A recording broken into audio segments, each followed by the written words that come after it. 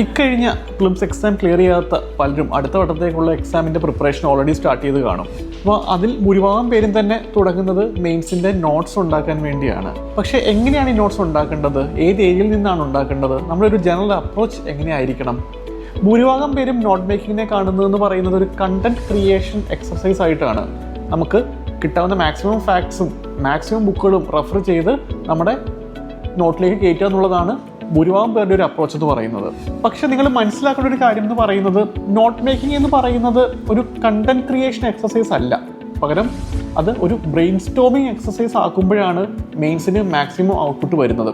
ഒരു ടോപ്പിക് എടുത്ത് നമ്മൾ കിട്ടാവുന്ന ഫുൾ ഫാക്ട്സ് നമ്മുടെ നോട്ടിലേക്ക് ആക്കുകയല്ല വേണ്ടത്. പകരം അതിന് എത്ര ഡയമെൻഷൻസ് ഉണ്ട്, അതിൽ നമുക്കറിയാവുന്ന കാര്യങ്ങൾ എന്തൊക്കെയാണ്, അതുമായിട്ട് ബന്ധപ്പെട്ട് നിൽക്കുന്ന ബാക്കി ടോപ്പിക്കുകൾ എന്തൊക്കെയാണ്, അങ്ങനെയുള്ളൊരു ബ്രെയിൻ സ്റ്റോമിങ് എക്സസൈസ് ആയിട്ട് വേണം നിങ്ങളുടെ നോട്ട് മേക്കിംഗ് മുന്നോട്ട് പോകാനായിട്ട്. അതിലുപരി നമ്മൾ എപ്പോഴും നോട്ട് ഉണ്ടാക്കുമ്പോൾ നമ്മൾ അതൊരു ഉത്തരമായിട്ട് എഴുതുമ്പോൾ ആ എക്സാമിനറിൻ്റെ ഭാഗത്ത് നിന്ന് എങ്ങനെയായിരിക്കും അതിനെ കാണുക എന്ന് ചിന്തിച്ച് വേണം നമ്മൾ നോട്ട് ഉണ്ടാക്കാനായിട്ട്. ഒരു ടോപ്പിക് എടുക്കുമ്പോഴേക്കും ഏതൊരു ഡയമെൻഷനിൽ ചോദ്യം വന്നാലും നമുക്ക് ആൻസർ ചെയ്യാൻ പറ്റണം. പിന്നെ അതേപോലെ തന്നെ ഇംപ്രസീവ് ആയിട്ടുള്ള ഡയഗ്രാംസ് വരയ്ക്കാൻ പറ്റണം.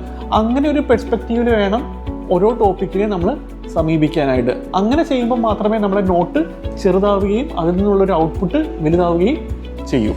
UPSC മെയിൻസ് നോട്ട് മേക്കിങ്ങിനെ പറ്റി കൂടുതൽ അറിയണം എന്നുണ്ടെങ്കിൽ സൈലം IASന്റെ എക്സ്പ്ലോർ പ്രോഗ്രാമിൻ്റെ ഭാഗമായിട്ടുള്ള ഫ്രീ മെന്റർഷിപ്പ് പ്രോഗ്രാം നിങ്ങൾക്ക് പ്രയോജനപ്പെടുത്താം. അതിനായിട്ട് താഴെ കാണുന്ന നമ്പറിൽ ഞങ്ങളെ ബന്ധപ്പെടുക.